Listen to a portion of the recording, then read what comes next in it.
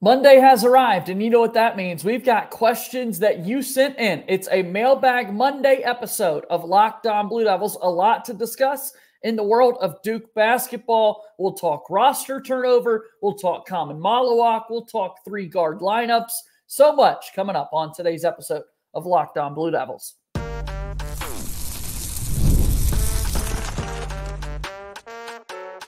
You are Locked On Blue Devils, your daily podcast on the Duke Blue Devils. Part of the Locked On Podcast Network, your team every day.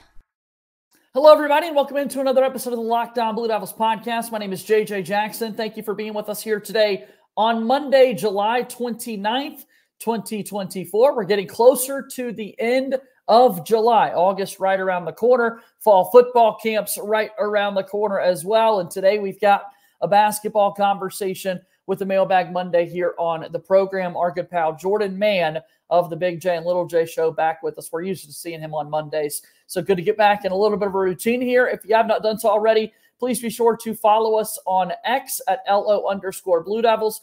I'm there as well at _JJ_Jackson_. Of course, Locked On Blue Devils is available for free wherever it is that you get your podcasts. Go ahead and follow our show. Subscribe. If you're listening on the Apple Podcast platform, please take a moment and leave us a 5-star rating and written review. The algorithms really love those written reviews, and your support means a whole lot to us with what we're doing here at Locked On Blue Devils. Watch our show each and every day on YouTube. Like these videos, share them with your friends, and subscribe. A special shout out to all of our everydayers. If you're an everydayer, let us know in the comments down below so I can give you some love and give you a shout out as well. So without further ado, here he is, our good pal Jordan Mann's back with us to start yet another week. Basketball season is getting closer. Football season certainly right around the corner, but always a good time to talk a little hoops. Jordan, I want to kind of dive right in. How you doing, man? I'm good, brother. How are you doing? Very well. Thank you for asking. All right, so let's rock and roll. People wanting to know, as we take a look at our topics today, questions sent in via X at @LO_Blue Devils, or you send an email, lockedonbluedevils@gmail.com. What are your thoughts on Khaman Maluach playing for South Sudan and how he's looked so far? Pretty good stuff, man. See the exhibition taking on Team USA. What a player he is against the best of the best for the Olympics. And you just got to remind yourself how young he is. What are your thoughts on his performance, Jordan? Yeah, no, I think it's been very intriguing, very encouraging. Look, they were like 40-plus point underdogs against Team USA and lost by 1 and should have won that game. And he held his own against Team USA, and he's looked comfortable. Like, it's obviously the Olympics are more pro style, obviously. But he showed some flashes. Like that corner 3 that he hit, that's going to be there for him at Duke. I don't know much about the elbow jumper. I was joking with our buddy Josh Cox about that. I was like, I think the only person that I've seen at Duke consistently shooting elbow jumper was Jabari Parker and maybe Tatum. So I wouldn't count that in his bag at Duke. But the corner 3 that he hit against Team USA and that he's hit over and over again will be there for him. That's very exciting to see. Yeah, Olympic basketball rocking and rolling. It started yesterday with Team USA taking on Serbia this Wednesday, July 31st. Team USA plays South Sudan once again, so we'll get an opportunity to see Khaman back in action against the United States. For a while, I really didn't know if this guy was going to be out there on the floor, and then you watch the exhibition, and it's like, dude, these are guys we're watching every night because they are the best of the best playing for Team USA, and this is a Duke freshman that's trying to hold his own against him. Like, that was so crazy for me to try to wrap my brain around, Jordan, and we're going to have to do that again on Wednesday. Yeah, look, that is very true. And also, it's just crazy when the Olympics come around, like these guys that play in different countries, or represent different countries, how well they play against in the Olympics and against Team USA. Like, I remember when I was younger, like Carlos Arroyo was unbelievable for Puerto Rico. And I'm like, where is this in the NBA? And he just was the man. And then for South Sudan, you know, I'm a Hornets guy. JT Thor hit a big-time step-back 3, and I'm like, where has this been for 3 years before we waived you? So it's just like, take it also with a grain of salt, but also it is very encouraging that a 17-year-old is doing that against Team USA with the confidence that he has. Yeah, trust me, as a Hornets fan and as an alum of Auburn University, JT Thor wearing that Auburn jersey, that was tough to to see him knock down that shot. I thought they would pick up the win, but LeBron James had other things to say. We'll see how that matchup goes again on Wednesday. So, yeah, our thoughts are this. Khaman looks good. I think he's going to be a heck of a ball player for Duke. Might be a little bit of a transition, getting him adjusted to the college game and that sort of thing. But if you're doing this against the likes of Joel Embiid and Anthony Davis, who's to say he can't have some dominant stretches in the college game? So Let's move on. Next question comes in. Is there any situation that a 3-guard lineup would make sense this season, or should we just stay big? We're talking bigs with Khaman Maluach. We're talking about Cooper Flagg. This Duke team is huge as it is already. Are there 3-guard lineups you think that would make sense? Yeah, there will be. There will be throughout the year, just matchup-wise. Now, not like starting lineup-wise, but through the course of a game and the ebbs and flows of games, you're going to see a 3-guard lineup. It's just what it's going to be. I mean, heck, you could say Cooper Flagg, if you want to be technical, could be the 3rd guard in that situation because the way he can ball handle and bring the ball up the floor. He could be a point forward if it came down to it. So, yeah, I mean, Sion James, obviously a guy that I've talked a lot highly about and that I really like. But, I mean, him, Caleb Foster, Tyrese Proctor, 2 of the 3 will always be on the court together, if not all 3. And then Khan is going crazy with a lot of rave reviews by his teammates so far in the Brotherhood podcast about how well he's doing in the offseason or preseason. So that's a guard, and he's going to be alongside. So you might see where Duke might play 4 guards and have Cooper Flagg at the 5 or Malik Brown at the 5. It just happens. So for this question, I agree with you that I think a 3-guard lineup is going to be a good look for Duke to go to from time to time. Staying big, obviously, is what Duke will do the majority of the time because they are just so big.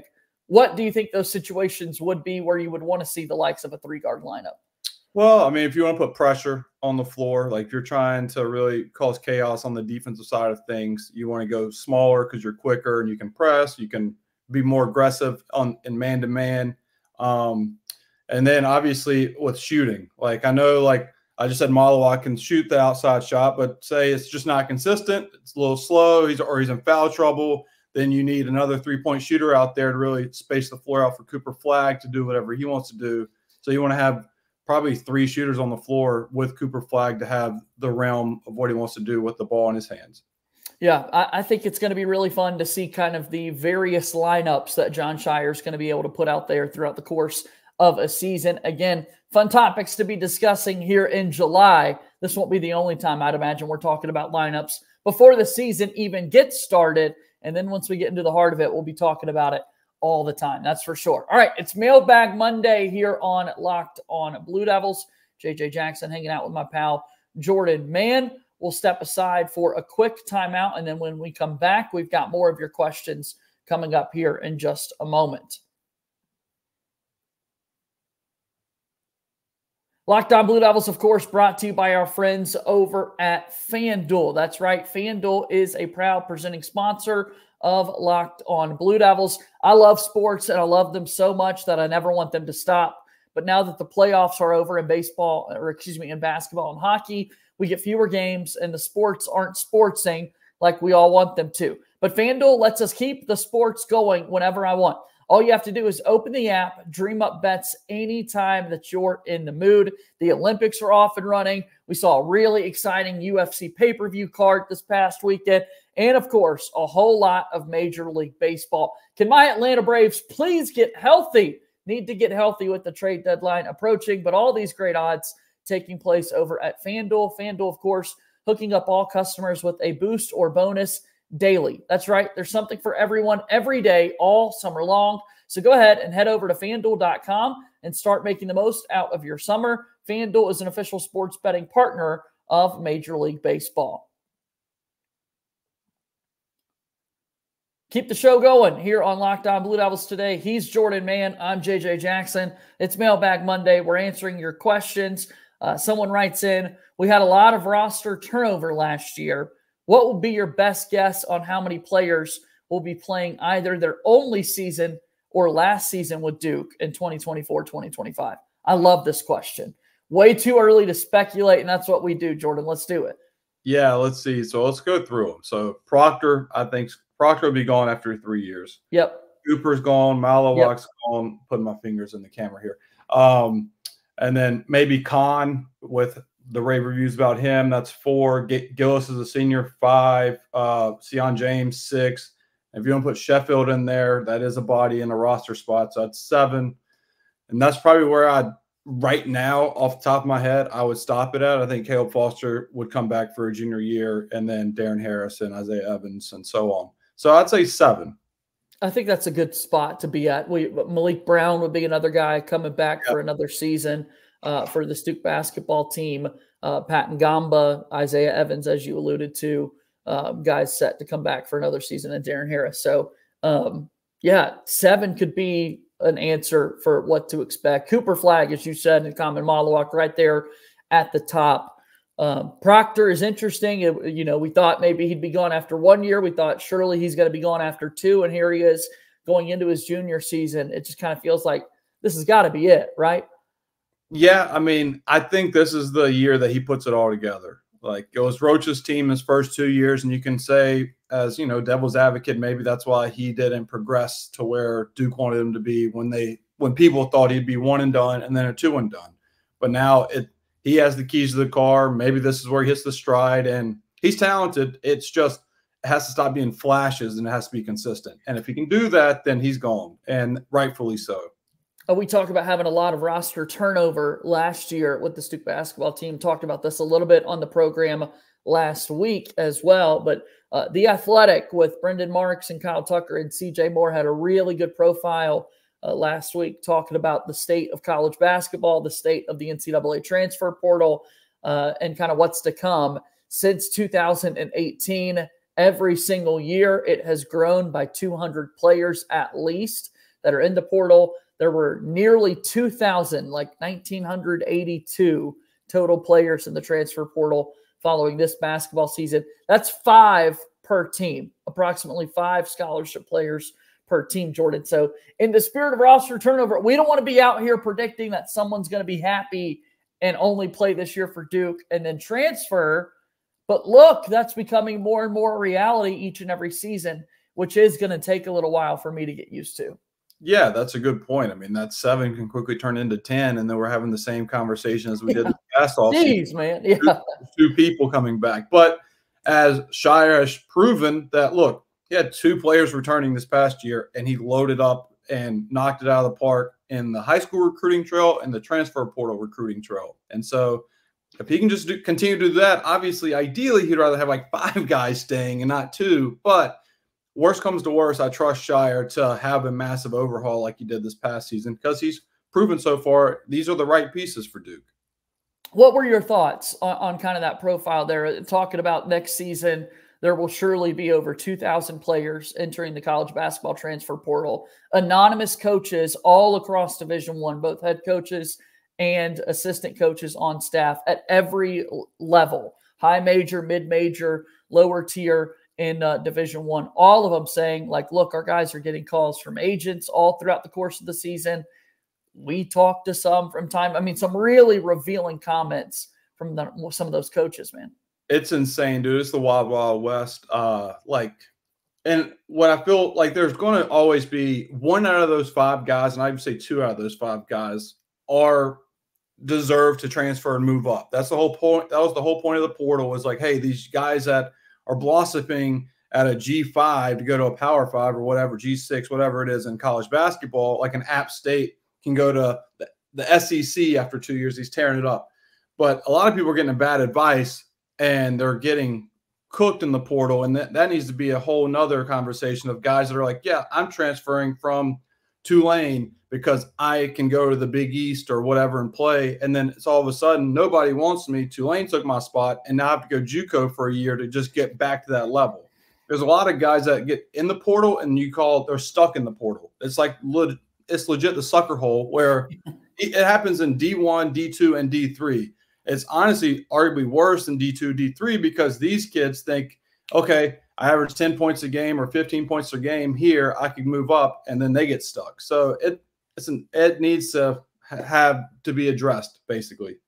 Yeah, no, I'm curious to see how it continues to change each and every year, and if there are going to be any rules implemented and whatnot. We saw big news at the end of last week about roster size in terms of scholarships increasing from 13 to 15 for men's and women's basketball in the college hoops world. And guess what, though, Jordan? There's still only one basketball. There's still only 5 guys out there on the court at one time, man. It doesn't mean that that's going to be the answer.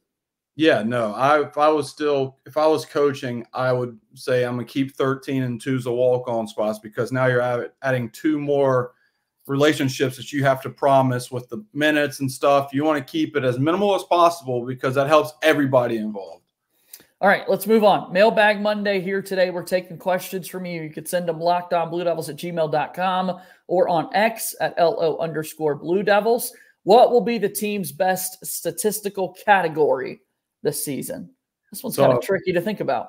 Yeah, so I thought about this one, and I have so many statistical categories that go in my head about like anything. So my nerdy one would be the defensive efficiency. Okay, like, I like it. It's defense side of the ball was Duke's inconsistent part this past year. Like Jared McCain was really good at scoring the ball, but sometimes he couldn't guard a parking cone. And Filipowski, same thing. And so Duke was very inconsistent on-ball defense, especially on the perimeter. I think this upcoming season, Duke, that was one thing they locked in on with the Malik Brown signing, with Sion James, and even Mason Gillis. And I think the defense efficiency, and if you want to really dumb it down, I'd say opposing field goal percentage will be, or opposing points per game will be lower than last season. I think wow, that's a good shot or a good selection to go with. I think I was trying to think about the offense, and I think there are going to be so many contributing factors. Like this team, I think is going to be able to score. So in that regard, I think thinking about how good they could be on defense might be the easier direction to go. Man, I'm fired up to think about it. Let us know in the comments down below, what do you think will be the team's best statistical category this season? All right, let's go ahead and we'll take one more break. When we come back, we'll wrap up our conversation here on this episode of Locked on Blue Devils. Thanks so much for making Locked on Blue Devils your first listen here today. For your second listen, go ahead and check out Locked on ACC. Our good buddies Kenton Gibbs and Alex Stano. Enjoyed catching up with them last week at ACC Kickoff. They do a remarkable job of letting you know everything going on in the world of the Atlantic Coast Conference. Also check out Locked on Sports Today, an awesome podcast each and every day, giving you the latest news and stories that you need to be aware of. And our YouTube channel, Locked on Sports Today, the first ever national sports 24/7 streaming channel. Go give that page a subscription on YouTube. Again, always appreciate your support. And thanks for making Locked on Blue Devils your first listen every day. Locked on Podcast Network, your team every day. Forward we go here on today's episode of Locked on Blue Devils. JJ Jackson joined today by Jordan Mann of the Big J and Little J Show. Your good pal Connor O'Neill is the Big J in this equation. Give a promotion of all your work that you've got going on, Jordan. We talked football last week. That season's right around the corner, and I know you're getting ready for that. Yeah, the Big J and Little J Show. It'll be kicking off, no pun intended, soon. Probably the end of July, first week of August, with the football preview.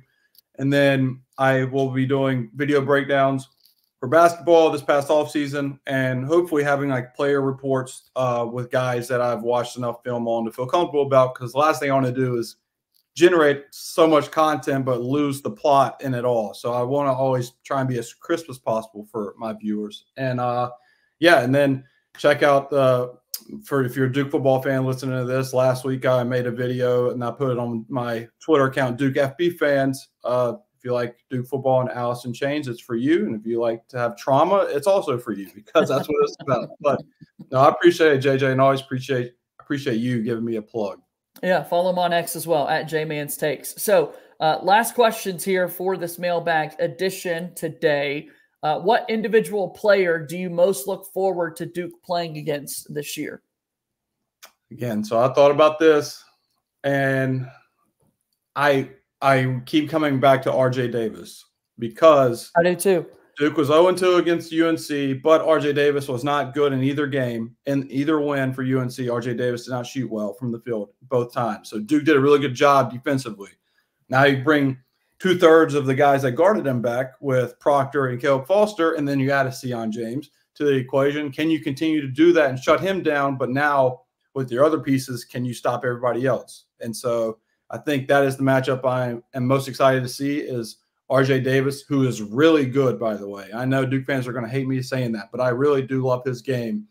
Duke's going to make it – if Duke can make it hard on him both times this year, maybe 3 times at the ACC tournament, I can't wait to look and find out myself. Yeah, RJ Davis, one of the top answers for me when you think about individual players that Duke will be playing this season, the story back and forth that we've had against RJ throughout the course of his career. So hopefully Duke can pick up 2 more wins against RJ in this one. Also thinking a lot about, Kentucky and Kansas and those premier games that Duke has coming up on their schedule. Both those schools recruiting at the level in which they do. There's going to be a lot of kind of NBA talent for that one. And then another player to throw out there, I'm going to go Janai Broome at Auburn in the ACC and SEC Challenge. Janai Broome, 6'10" and All-American this past season, a lefty, very experienced, the SEC tournament MVP. I'm thinking of kind of an older big man that will really test the youth of Duke's front court. Like, I think that'll be kind of a fun matchup to watch this season. Oh, man, that sounds like – obviously he doesn't play like DJ Burns. Broome's very good, but that gives me the idea of a veteran big lefty going against Duke. Great, here we go. Yeah, nightmares thinking about DJ Burns for sure. For sure. I love it. All right. And then last one, we've got a mailbag question here today that I'm making up on the fly. Last week, you and I were talking about ACC kickoff. We were talking about how excited the players were all throughout the week that the college football 25 video game is out and they're getting the opportunity to play as themselves on this video game. Is there interest in Jordan Mann's world for there to be the return of a college basketball game of some kind? There was never much steam in those old college basketball video games as the college football ones. But how cool would that be, man, if that were to come back? Oh, it'd be incredible. I mean, yeah. I played all of those. I played especially the ones that had Reddick was on college basketball 2K4. I remember that. Josh Childress, I think, was on 2K. Those games were ahead of their time because those are very good games to play. And then I played the Blake Griffin's College Basketball Live or whatever it was. That would be fantastic, JJ, because I would do like a team builder like they do with college football right now, but with Ferrum, and then see myself as a creative player as like a 39 overall. But I'd give myself like a 63-pointer and then probably everything else Fs. I just have that one like a 60, 65, everything else 40 and below. Yeah, I love that. Bringing D3 to the game. That's you're right about that. What I'm trying to remember, like the visuals is what we talked about a good bit last week, talking about the college football game. The visuals would have to be perfect when you're thinking about Cameron Indoor, Yeah. And they were in 2024, like I just want to know what a video game version of Cameron Indoor Stadium looks like. What can people out there create, man? Because I bet it'd be beautiful. I mean, they were solid 20 years ago. 2K4, I thought I was really playing in Cameron when I was playing. Looking back, it looked like I was playing on a calculator with the lens on the thing, but the graphics. But they would have every attention to detail. The court would be this like the exact same color. The blue would be the exact same shade, and it would be very cool to have like. Obviously, if it was this year, having Cooper Flag, playing with Cooper Flag and then having the portal and everything, just like college football 25, that would be so fun. We'll have to make it happen. If anybody out there in the EA world is listening to us, like, let's make this thing legit. Bring back that college basketball game. That would be for sure. The other thing I think about the football one, and talked about this again last week too, like I want these coaches to be a part of the game as well, right? You're walking up and down the sidelines and you're seeing the most generic characters. We're not seeing Manny D. I want to see John Shire on the sideline in this game that we're creating. That's actually, that's a good point. I do want that as well, even for the exhibition games, because when it comes to Dynasty mode, I just make my own character. So it is what it is. But yes, when you're playing head-to-head and stuff, that'd be really cool to see John Shire on the sidelines. Awesome. Well, Jordan, thanks for the time as always. We'll talk again very soon, okay? I'll see you next time, brother. All right, that's Jordan Mann here with us on today's episode of Locked On Blue Devils. Really appreciate all of his time each and every trip that he makes here with Locked On Blue Devils. That'll do it for today's show. Thank you so much. Please make sure that you subscribe to our YouTube channel, like this video, share it with your friends, and leave us a 5-star rating and podcast written review. As always, go Duke. I'll talk to you tomorrow. My name is JJ Jackson. Thank you and good day.